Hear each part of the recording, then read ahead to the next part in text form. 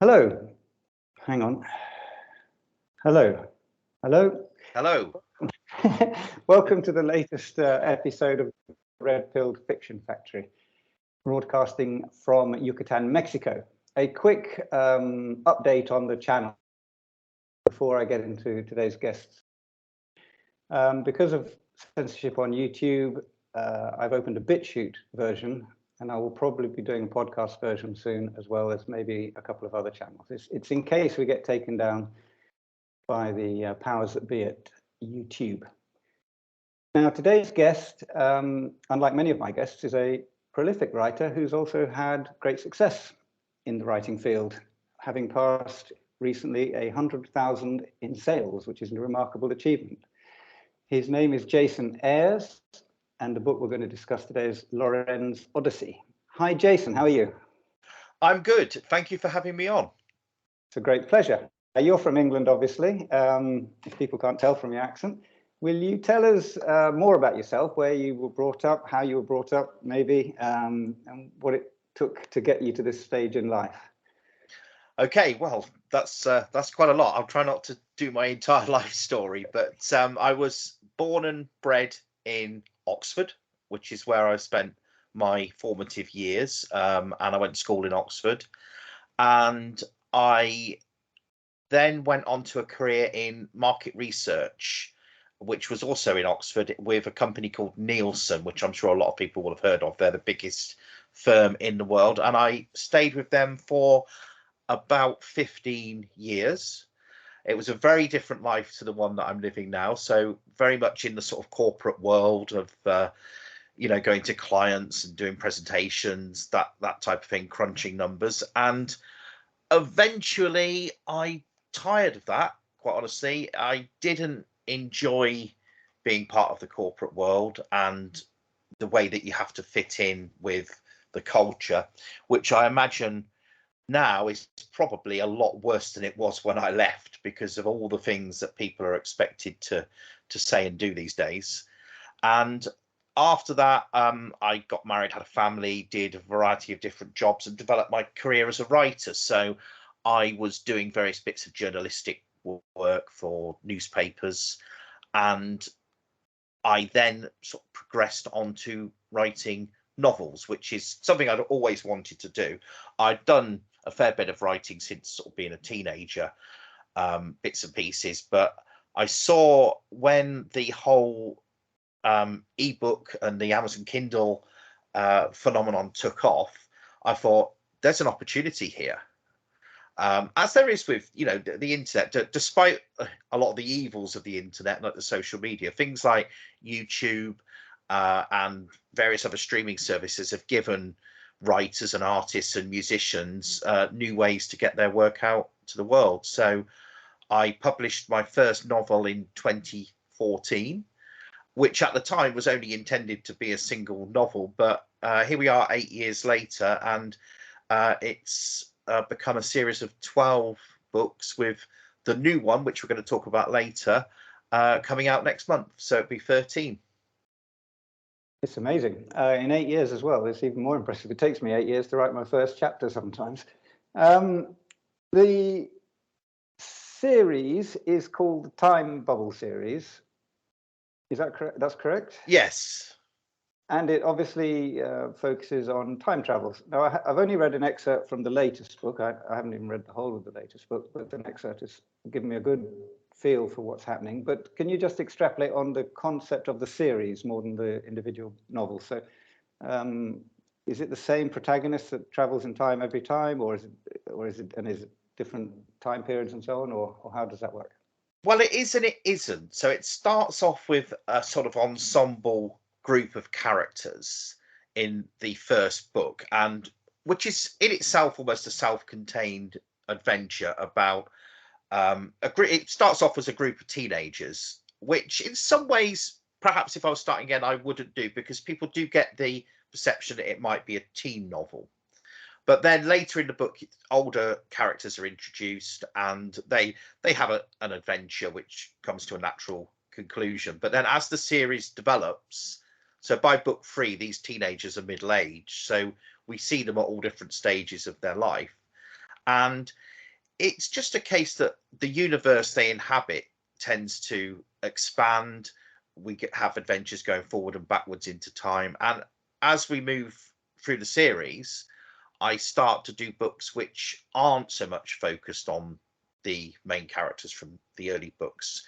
I introduce some more characters. So for example, if you think about something like the Narnia books, as they go on, when you get to, I don't know, the third or fourth book, you have a new group of children, and the main characters from the first book move aside. So you get to, say, a book like The Horse and His Boy. It's quite different. It's still set within the Narnia universe, but with a lot of different characters to the first book. And this is something that I decided to do. So I come up with different ideas for things that can happen, or how people can travel in time, and explore them with different characters. So, for example, book 7 is all about a middle-aged character who he was initially a policeman, then he became a pub landlord, and he's quite a periphery character in the first couple of books, and kind of almost a comedy character, sort of put in there as a bit of a buffoon. But when I came onto this idea for this book about a middle-aged person being able to go back and relive their youth, I thought, yeah, he would be the perfect guy to focus this book on. So suddenly he becomes center stage. Are they all set on Earth, or do we go into planetary? Yes, so they are. I would say they fall within the science fiction time travel category, right. But so obviously time travel is science fiction, as is all of it, but they're all set in a recognizable version of the real world. So there are no aliens, there are no supernatural elements or anything like that. So it's very much all about ordinary people. So it's groups of people that might be in initially in a school, but then people in the pub, or just normal what's up, or in the office. So it would be, you got this group of people, who drink in the pub, and a lot of it is done. They're quite humorous, my novels. So, and then they say, okay, so what would happen if this group of people in the pub, this happened? How would it affect them? So, yeah, it's science fiction, but set very much in the real world. And you mentioned the teen element to it. There is a sort of, it's very easy to read, I must say, and I can imagine it would set off a teenager or young adult's imagination like a house on fire, because of the way the plot lines and the characters. But it's also quite mature in some ways. I was brought up once or twice by sort of adult references, shall we say. So yes, I would agree with you. It spans quite a wide audience market. Were you a science fiction reader primarily before this, or did this sort of concept just spring out of nowhere, so to speak? Yes, I mean, I grew up. There were a number of authors that I followed when I was in my formative years. I was a big fan of John Wyndham, who wrote a lot of it wouldn't be disaster, but more post-apocalyptic type. I mean, most people have probably heard of The Day of the Triffids, and there are a number of others, such as The Midwich Cuckoos, and they're all very much science fiction, but again set on Earth in real life situations. So, for example, in Day of the Triffids, they're in London and everyone's gone blind and they're struggling around for tins of food. That type of thing. But also humorous writing. So Douglas Adams, Hitchhiker's Guide to the Galaxy, that type of thing. Because again, that was science fiction, but written in a sort of humorous and accessible way. And there are other authors who I also inspired by who were not science fiction writers. So David Nobbs is a name perhaps people might not be that familiar with, but that you would be if I told you the main thing that he wrote was The Fall and Rise of Reginald Perrin, which was a very big sitcom with Leonard Rossiter in the 1970s. And he wrote sort of very humorous novels. So the concept of Reginald Perrin, again, middle-aged man fed up with the rat race, and rebelling against it. Well, that's not a million miles away from concepts I have in my book. But what Reginald Perrin couldn't do was go back in time. Or there was no science fiction in those books, but they were written. They confronted the human condition, but they were written in a very humorous way as well, light-hearted and easy to follow. And I suppose you could say all those elements are mashed up in the books. I mean, just picking up on something you said before, actually, about the teen and young adult and the adult themes in my books. When I initially wrote the first book, I did have a younger audience in mind, but it became apparent very quickly that my readership is 50 plus, because certainly in a lot of the later books do have nostalgic elements. So there's one that's set entirely in 1992. There are others set in the 80s, and it became apparent to me that this was the audience that I should be working towards, which is certainly they wouldn't be the sort of people that would appreciate, without getting too much into the sort of culture wars, woke ideology or any of that. So I don't really pay any attention to modern, you've got to say this or you have to say that. I just tend to write as if I would have written 20, 30 years ago, without moderating things. I love the way you talk about nostalgia and talk about the 80s and 90s. It makes me feel very old that's now considered nostalgia. But funnily enough, the way things have developed so rapidly in the wrong direction, that is a very nostalgic period now. Now, when you started writing the series, that was 8 years ago or so, there was no political content as such, as I understand. But the most recent book, you've taken a sort of you've veered in the direction of addressing some of the political developments of our time, in particular lockdowns, let's call them that for now. Yes. So am I to understand that at some point between 2014 and today, you became red-pilled as such, or was it already there and you just didn't put it in to start with, but now you feel a sort of obligation to do so? Okay, so there's quite a bit to break down there. I'll talk about my own journey first, and then how it's come into the book. So I've always been, I don't know what the right word is, not so much a maverick, but slightly on the outside of society, and very sort of skeptical and questioning about how things are presented and how people push certain narratives. And over the years, I just felt that the world was becoming less honest. And to take, for example, television news. So when I grew up in the 70s and 80s, television news on the BBC was a couple of grey men behind a desk saying, okay, there's been massive floods in Bangladesh, or there's been something like that somewhere in the world, so many dead, humanitarian aid, these things are happening. So they're reporting the news, reporting the facts. They weren't adding any political comment or having someone else in the studio with them to say, okay, so Mr. X, but what do you think is the cause of this? And then pushing what we know that they would push. Now you compare how that was to, say, July this year, when Britain had its hottest ever day, and there was a fire in a village somewhere near London, and a couple of houses burnt down. And you had standing next to it Beth Rigby, who is one of Sky News's leading reporters, stood there pointing at this blazing house saying, and these are the first homes in Britain to have officially been destroyed by climate change. And so somehow on that journey, we went from, this is what's happened, this is the news, to, okay, we've got the hottest day of the year.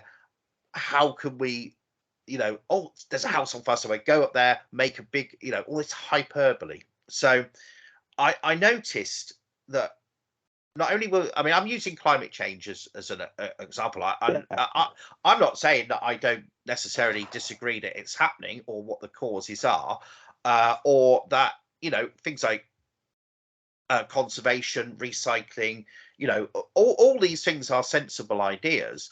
But where we seem to have got to the point where no debate is allowed.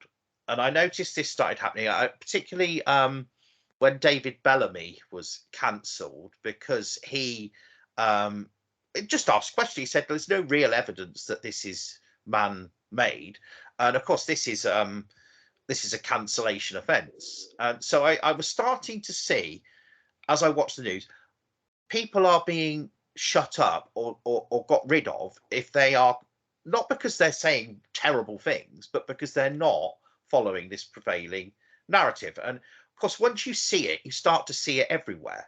So it's not just in the news, it's in anything. It's in soap operas, it's in daytime shows, it's in Country File, it's a relentless all the time. And now I don't know how well this works with people, but with me, I've always had this thing that the more something is pushed, the less the more I'm going to question it. And I'm saying, why am I having this shoved in my face all the time? And I was thinking maybe other people feel the same. I don't know, but it was an annoyance, but it didn't really affect my life. Then of course COVID came along, and that was a whole new ball game. Suddenly it's, you can't go out of your house, you've got to wear a mask, you've got to do this, you've got to do that. And of course there was all these other culture war things going on at the same time. Suddenly I'm like, okay, this has gone from the point of, an annoyance to these people are directly interfering now in my life.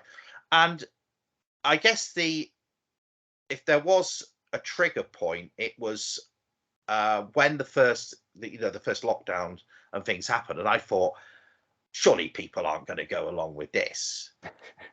But they did. They all did. At one point, there was this, say March, April 2020. I mean, we could all see it in our house, but it was literally, it seemed like the entire world had gone mad.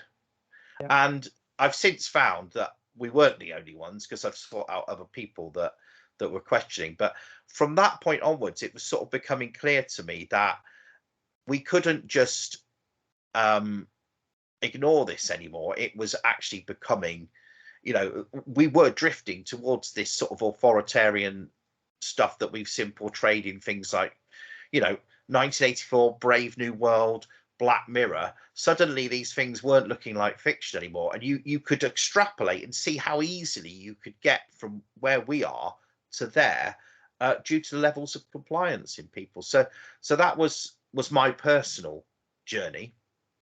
In terms of the writing, you have to be very careful if you're writing red pill stuff, because my prime objective as a writer is to entertain people and sell books. So I write easily accessible, easy to read stories, because as a reader, I feel a lot of authors go too far into trying to make them works of literary genius with, far too much flowery language and descriptive stuff, and not enough character and plot, because they're trying to make the books but this is why I'm not a fan of reading Dickens. I find it interminable, to be honest. So yeah, people have the Booker Prize in mind, don't they, or something like that. They want awards rather than the loyalty and dedication of fans. But what I've done is generally write for a general audience. Now, what I have to do, be careful now, is because I have a wide audience and they are not all red-pilled. Now, but I also feel that I need to introduce concepts into my books. But the worst thing you could do is make it quite clear that this is your point of view. Because if you really need to, if you're writing fiction, to keep, you can have characters in there who are, rabidly left-wing, rabidly right-wing, but you need to put these different points in. So I have people in my books who are singing the praises of electric cars and things like that, but I'll also have other people in there questioning. But if you make it too obvious as a writer that you are trying to push an agenda, you're going to alienate half your audience. The other half will love you for it, but you don't really want to be doing that. And people don't like being told to wake up. It's something they have to do as your own accord. So what I kind of like to do is maybe try and just plant a few little acorns into the books initially, though certainly over the last 2 or 3 years I've been adding more in, and generally people don't pick up on them, but it depends how you go about it. So in the last book I had published, I had a couple of characters. It was set in 2024, who expressed negative opinions about what happened with the lockdowns. And this book's had something like 300 reviews, and people enjoyed the book. Only one person picked up on what I was doing and wrote a negative review about it. So it does show that, I mean, of course, it's always a minority, isn't it, that shouts the loudest about these things. So what was, and she put a review up on Goodreads, and it was fascinating. I mean, this says it all, what she said. So firstly, it was like, I didn't appreciate the author talking about COVID so soon afterwards, because some people, have had relatives have died, and it'll be very sensitive for them, etc., etc. Okay, and then I didn't like the fact that certain characters were criticising the lockdown measures, but it depended who the characters were. So she said it was. So I had one character who's this pub landlord, and he was moaning because he had to close his pub and throw all the beer away, and all this sort of stuff. But this reviewer, because this guy is generally an idiot, she said it was okay for him to do it. So if you've got a boorish, stupid character, you see this on television. If you've got someone who is expressing narrative messages, they've got to be painted as being basically stupid. But then but then she got really annoyed because one of my intellectual characters, who was a professor, moaned about having to wear a mask on a plane. Bearing in mind this was in 2024, and I was sort of making the point here that there is a danger with these things. Like, for example, us all having to take our shoes off at the airport because of that shoe bomber thing 20 years ago, but we're all still doing it. And the point I was trying to get across, but she didn't like the fact that an intelligent and clever character was expressing an anti-lockdown message, because that sends out the wrong message, you see. So it's all about which character says it. So that was quite interesting. But I was talking about a real world event. So I went on to thinking, okay, if you're going to go down this route, you've got to perhaps create a more fictional scenario, which is what I've done with the new book, which you've read. So although it's got obvious parallels to what's gone on, it's a different pandemic. It's set a little bit in the future. There's there's no names of real life politicians or anything like that. I've just created a what if scenario, and I don't think that people would have a problem with that. No, that's it's very cleverly done, I must concur, and works very well in that sense. So you reached the point where you sat down to write the latest, which is Loren's Odyssey, and you thought, this time we will push the boat out a little further, push the envelope. Yeah. Well, it was an ideal opportunity because in this book, Loren's Odyssey is effectively a quest.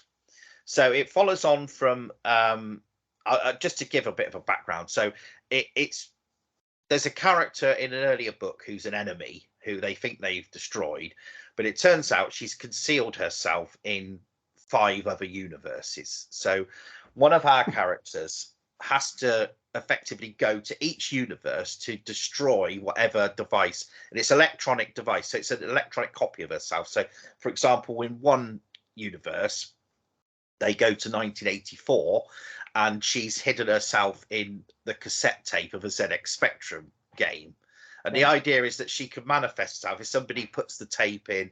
So Lauren has to go round to these different universes and destroy whatever item she's put herself in. So it gives me an opportunity to. I wanted to do a multiverse story. So Lauren goes around to 5 different universes that are different to our own. So so that she goes to 1984. There's another one where she goes to a version of our world which is still like Victorian times, even though it's today, because of something that happened in the past. And yeah. So she's going to all these different places, and then I thought, so I'm going to make one of the universes one where all the things that we've been talking about this past couple of years, so social credit systems, abolition of cash, virtue signaling, all this type of stuff, create a world where all these things have happened, and then put a bit of a backstory in as to why it's happened, why people comply, and also, I mean, there are a number of elements, and what happens to the people who don't want to take part. Yeah, it's a terrific concept, and it really has a huge impact on the reader, I'll tell you that. Because all these things that we see in the press and on the TV and stuff, they all seem somehow abstract, but when you see it presented, albeit in a fictional environment, it becomes much more real. I think it's the way the brain processes data. Certain things take, almost unaccessible, depending on how they're presented, whereas others just get through the brain's defenses and get into your soul. And that's what you succeed in doing. I'm going to give a couple of excerpts to give the audience some idea. So we've got a time-traveling woman called Lauren, who she's in a future version of London, it turns out. She kind of wakes up not knowing where she is, but that's where she finds herself. And she's in a flat, which is the first time anyone, to my knowledge, has portrayed the pod that we keep being told we're going to be happy living in. Yeah. It's basically the pod. And it comes to life because you hear about the pod, but until the picture is presented to you in graphic terms like you do, it means nothing. Anyway, so Lauren is wandering around. Well, it's a tiny little flat. It's a 1-bedroom flat, basically, and she finds the kitchen part. The contents of the fridge drawers could only be described as dismal. There was nothing decent to eat, certainly not anything she considered to be proper food. There was no meat, no cheese, not even milk. There were, however, several trays packaged with the branded vegan products she had seen promoted on the TV before. She picked one up. The packaging was a dazzling array of colors with the different veggie characters leaping around a rainbow, all giving off beaming smiles. She'd been hoping to find the ingredients for a fry-up, not rectangular boxes covered in pictures of dancing peas and carrots. The label said Schwab's plant-based casserole. It wasn't a brand that she knew from her world. She slid the sleeve off and to look at the product underneath. It was a revolting, mushy mess. Even airline food wasn't as bad as this. She replaced it in the drawer. Now she talks to the equivalent of Alexa. She says, Ellie, haven't we got any bacon? She asked, already suspecting what the answer would be. Bacon is no longer available, was the succinct reply. Now there's a surprise, she said. Sausages? I can add 6 Schwab's insect-based sausages to your next order if you wish, said Ellie. Would you like me to do that? No, don't do that, said Lauren. I meant real sausages made of meat. Meat products are not available for individuals rated below 9. This is on the social credit scale, unless they are of insect origin. I had a feeling you were going to say something like that, said Lauren. And then later, there's another character called Jenny, who is working for the elite. This was a brilliant plot twist that you bring, because it's one thing to understand where we are in the future, people like you and I, mere mortals, but then we see the other side of the equation, which is the elites.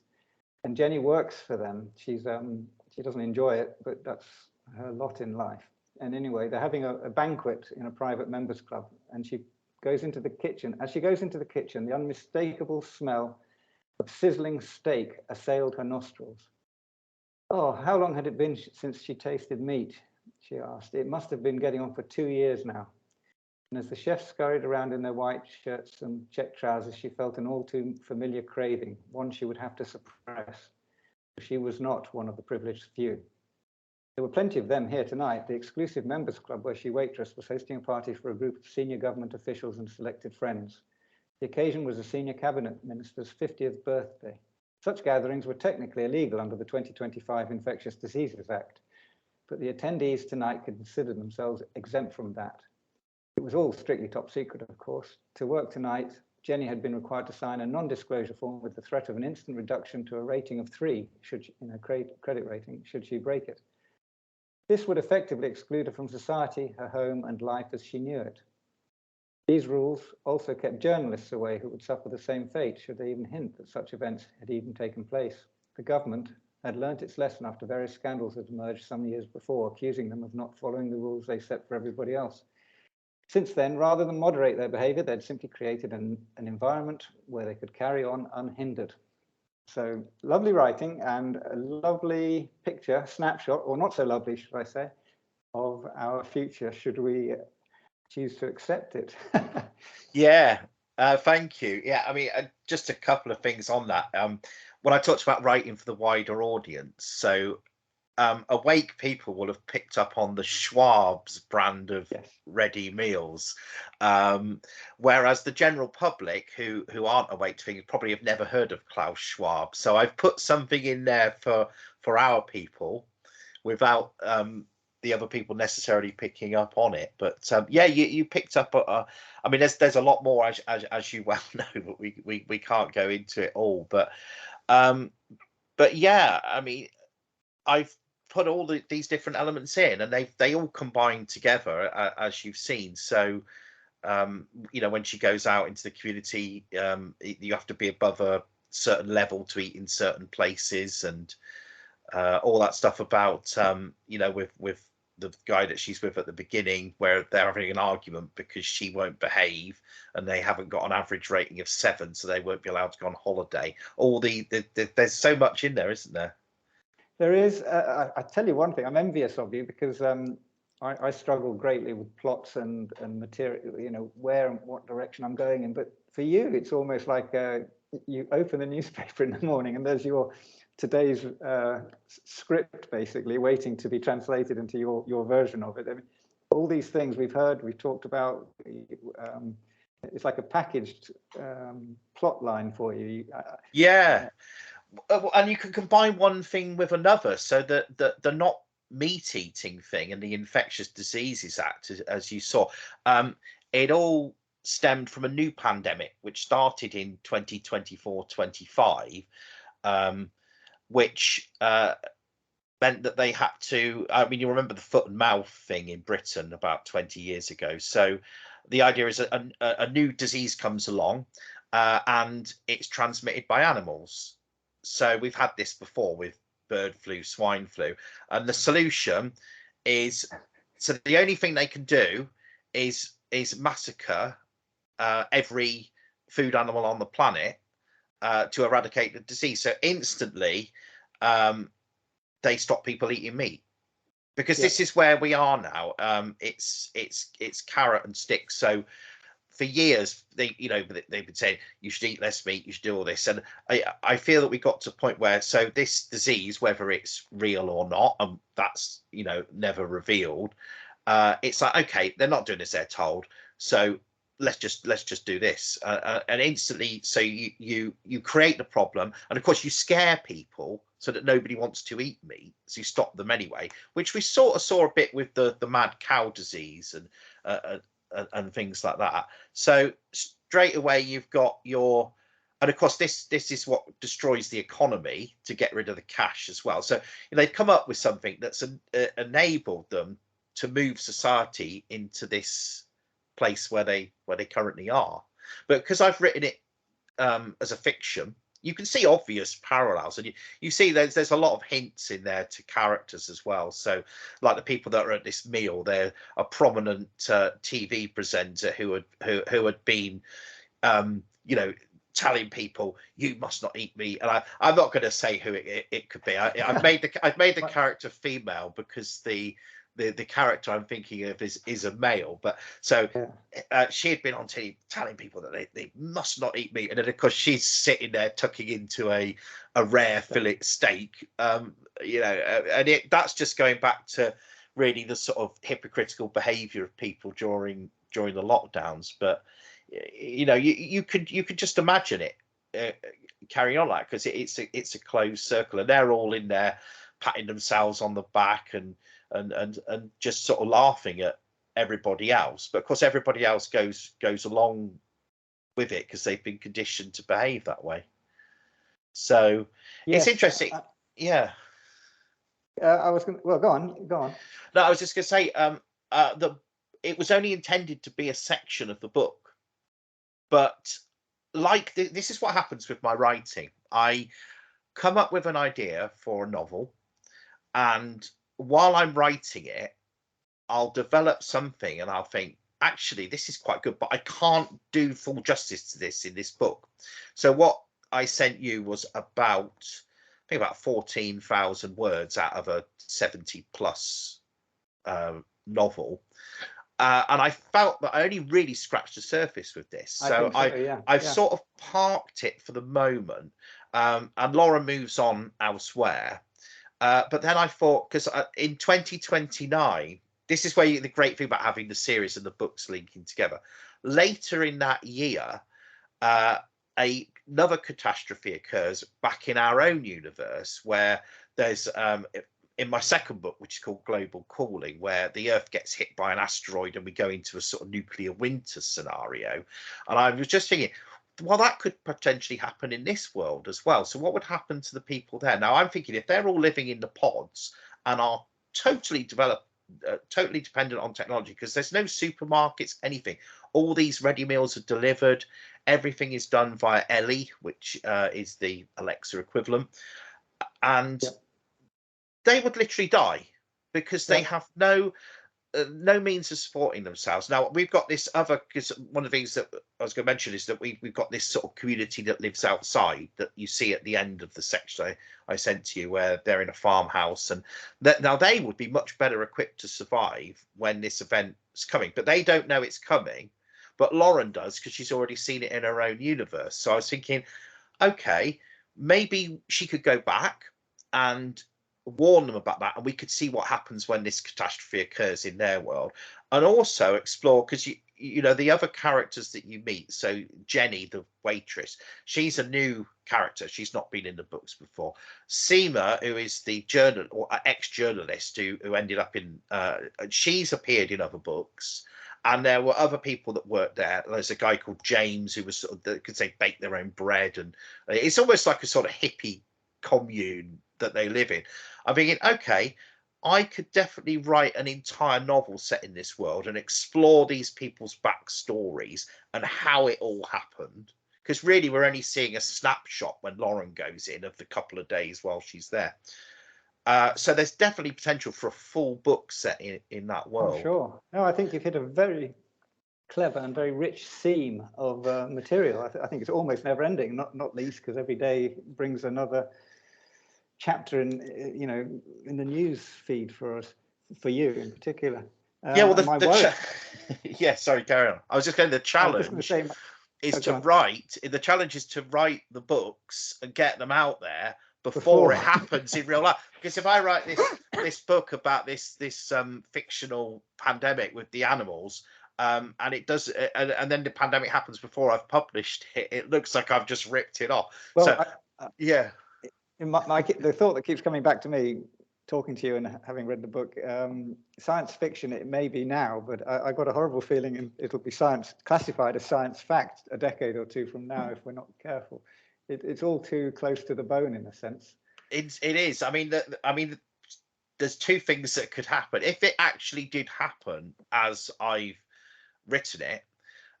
Then potentially I might attract a lot of attention, and it could be like somebody who's big in the sort of freedom movement, James Delingpole or somebody gets hold of it and puts it out on, look, this book's predicted exactly what's happening, because there's been these things like that SPARS thing with the John Hopkins, which sort of predicted and it's like, well, this guy's predicted it all, and suddenly I'm selling loads and loads of these books. But then, of course, equally, I could end up getting bumped off because I know too much. You'll be cancelled. Cancelled. Speaking of that, you published through Chapel Street Press, which I believe is your own publishing house. that was a slightly off the political tangent now. That was done in the early days because you wanted to make a bigger cut and control your own editorial. But was there in the back of your mind the thought that it makes you more immune to being cancelled? Yes, definitely. I mean, I did not like working in big organizations. The fact that you have to follow the company protocol and the rules and a lot of illogical stuff, as has been lampooned by the likes of Scott Adams in his Gilbert cartoons over the years. And the idea, I mean, I never approached a publisher. I never even thought about approaching a publisher because I would, firstly, they want things done to specific formula. They want a crime novel, a romance novel, a science fiction novel. My books cross the genres. That is not a popular thing, but people do like it.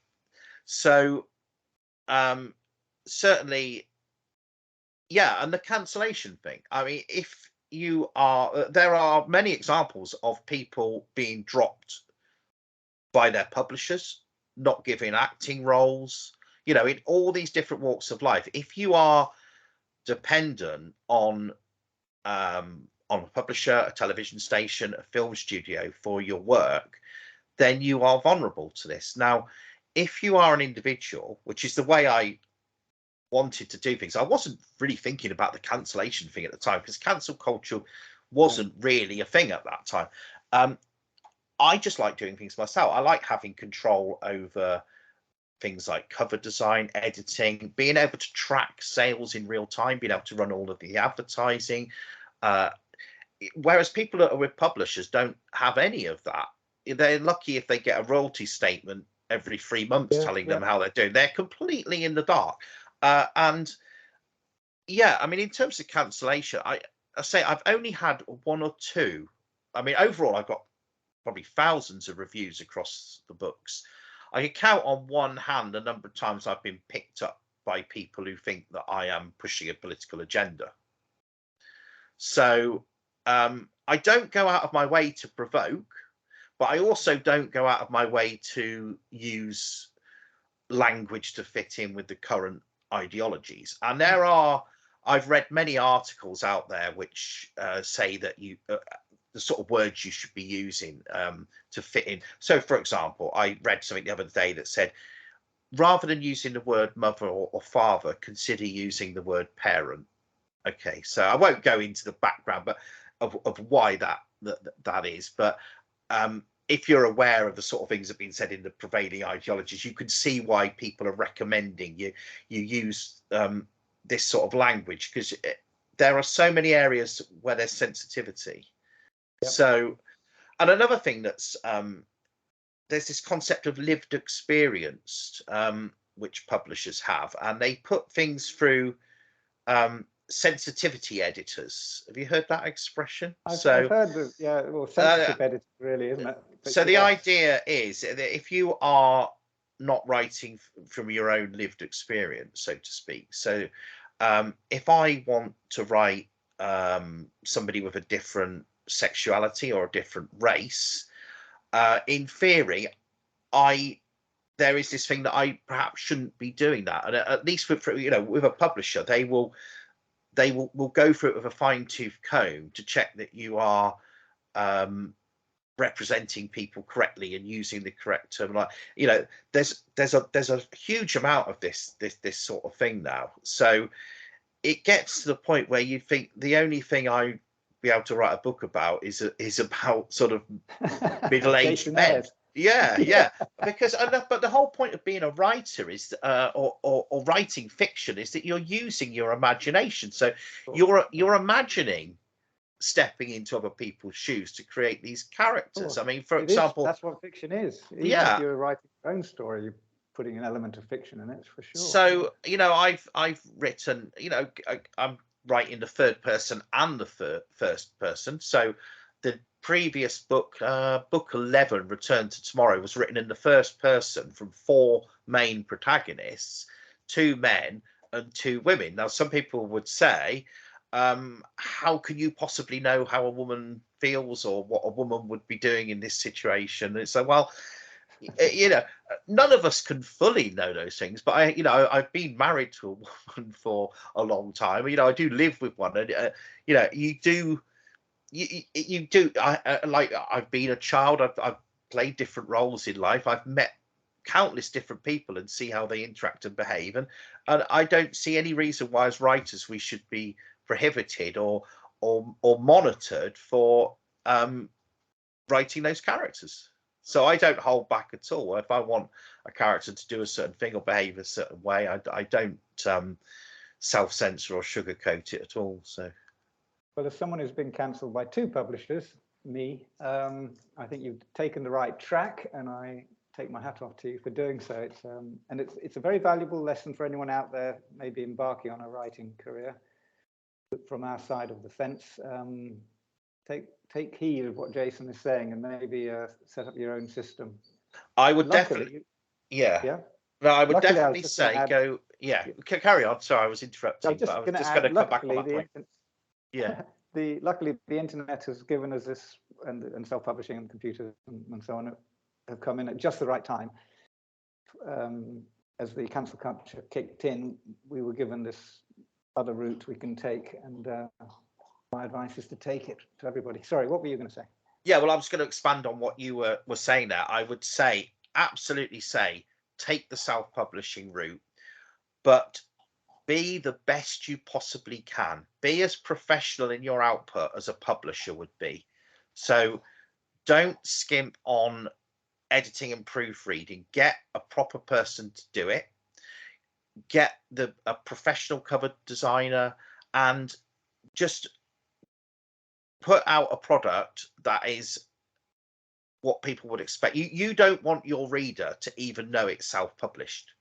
You want it to look like a real book, and it's worth. I see so many people that think that they'll spend all this time writing a book or crafting a masterpiece, and they can't wait, and then they just chuck it straight up on Amazon with a cover that they designed in an hour on Photoshop that morning. So plan it, work on it, learn how all the advertising methods work and how Amazon's algorithms work, and it's a steep learning curve, but it will pay dividends in the long run to do that. Now, you're one of the, on this topic, you're one of the few red-pilled writers that's achieved remarkable success in sales. We had Brian Drake on in an earlier episode from California who has done similar. But there aren't many of us. Most of us are hacks sort of trying to break into a market against all the odds, because we're not getting any backup from publishers, PR, media, or anything like that.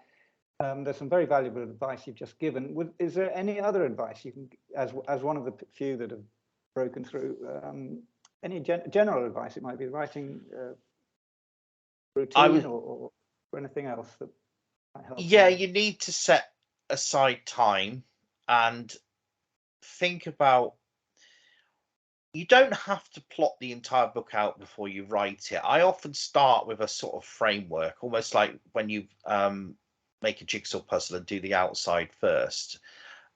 Just think about what you're going to write.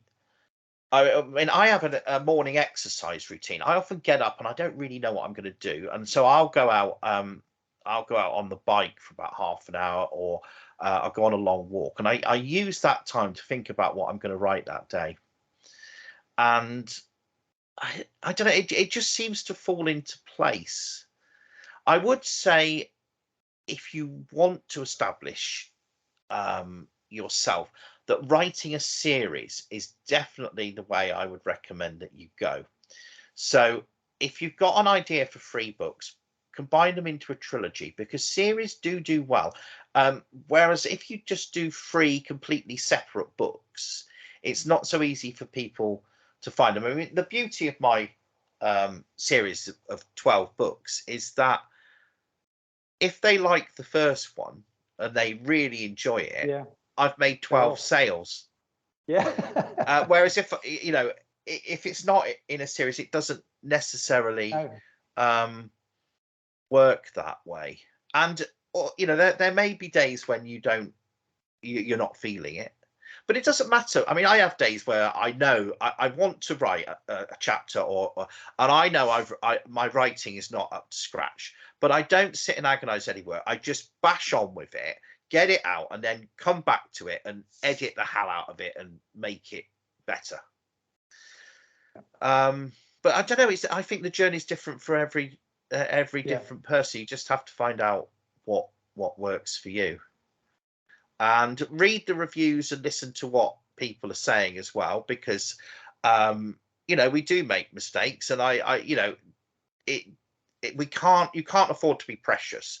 If somebody writes a 1-star review and attacks your book, okay, if it's because they didn't like the book, or they don't like you, or for whatever reason, then you could just. But if they say this book's, it's full of grammatical errors and this type of thing, then they're making a valid observation. And we do make them, even though I've used different proofreaders. They're not all perfect, and things do go wrong. But listen to feedback, try and figure out what works and what doesn't work, and just keep plugging away, and don't expect success overnight either, because I wasn't making a great deal in the first 2 or 3 years, but it sort of builds up over time, and word of mouth is a great thing. Any chance of, it struck me as I was reading it, perfect for film, any chance of us seeing any of the series come to life on the screen? Oh, I would hope so. That would be my kind of ultimate dream at the moment, and there has been interest in the past. I had 3 different Hollywood studios inquire about one of the books that I wrote a few years ago, all of which never went beyond an initial sort of email or inquiry. I was working with a friend where I used to live in Oxfordshire, who was producing a lot of sort of short films, a young filmmaker who was very interested in it, and we sort of got as far as I converted the first book into a script, and he was very interested, and we even spoke to a couple of actors and did a few auditions. But ultimately, making an independent film is a daunting task, so that didn't really go anywhere either.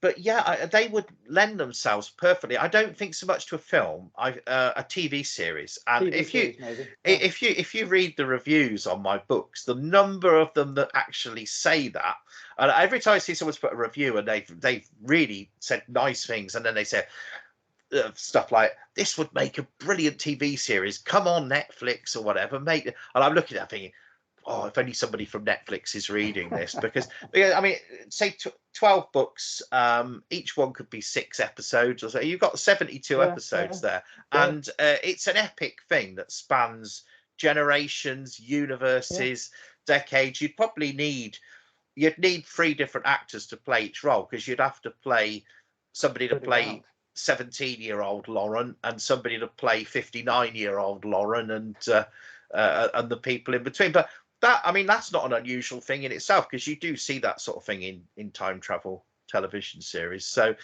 yeah, no, I keep hoping, because the books sell well. They must reach a lot of people.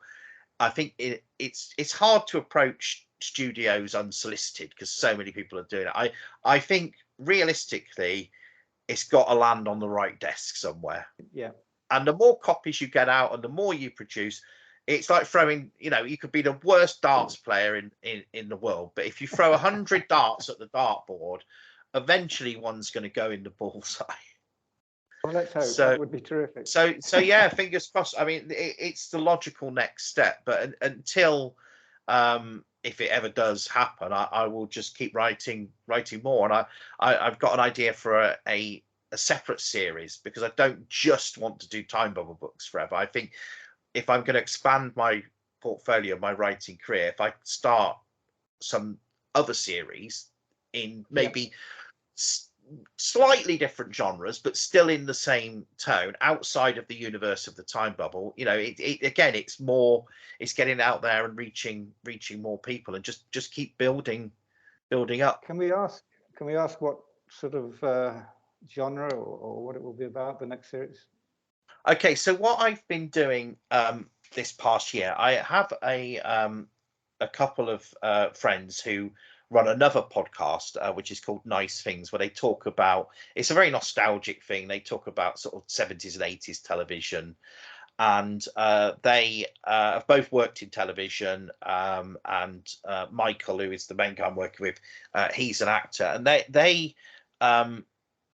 they sort of came up with a sort of rough idea and came to me about a year ago. So we kind of want to make a film or something sort of set in the 70s. So we got this rough idea of characters and we don't really know what to do with it. So Michael and I sort of developed this idea. We wanted to sort of pay homage to the 70s. So not so much on the sci-fi thing, but with some other elements. So we talked sort of about Hammer horror and those sort of things, and Carry On films and Monty Python and sort of that sort of style of thing. And Michael and I sort of put a rough sort of film script together, but that didn't really come to anything, again, because it's such a daunting thing.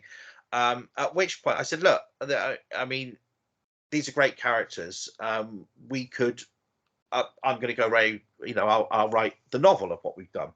And I sort of added a lot to it. And there's a bit of time travel in there, but I sort of, this could develop into a series. Just they're the main two characters are these sort of two actors, and they are very, so one of them is incredibly old fashioned. I mean, think an even more misogynistic version of Sid James. So he just goes around offending everybody, and but he is the butt of the joke. So he is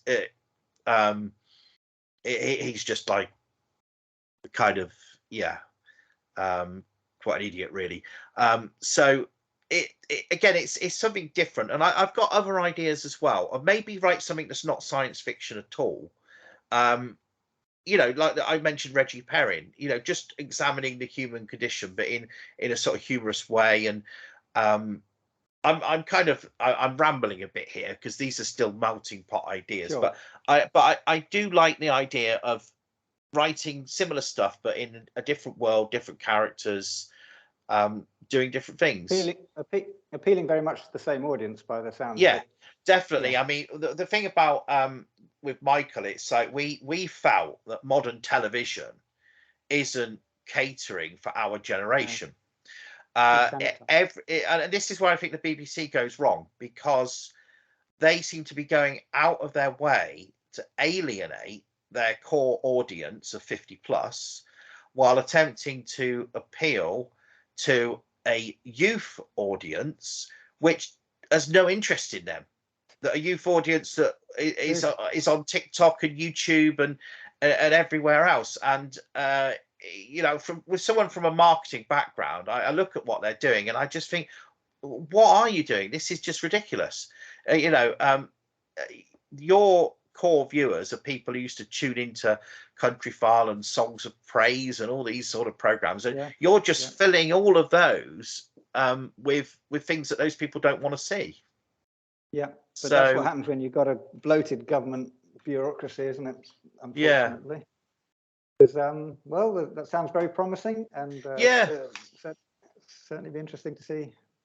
Yeah, I've got a lot of ideas. It's just a question of, you know, what works, what doesn't, and it's the same with these books. So I finished the latest Time Bubble book. I'm thinking about number 14, but I'm still writing this other thing that, you know, that about these guys in the 70s. And I'm thinking, what can I do for the next Time Bubble book? And I have 3 or 4 ideas, all of which have been seeded, because I always seed them in the earlier books. But I'm kind of, is that enough for a full book? I've got quite a lot of these ideas now, and I'm toying with the idea of maybe doing a sort of anthology or short story collection with all the other Time Bubble ideas that aren't enough for a full book, because a lot of authors do end up doing that. Yeah. So that's another thing. Previous works. Yeah. So very good. yeah, tons of stuff, and I don't know what to do next, or how I'm going to find time to do it all. So I just keep plugging away and see what happens. Well, that's a nice note to end it on. I appreciate you coming on the show, Jason, and we look forward to following your career in the future to see how you get on with these projects. Thank you. Great pleasure to have you on. It was a great talk. Thanks a lot.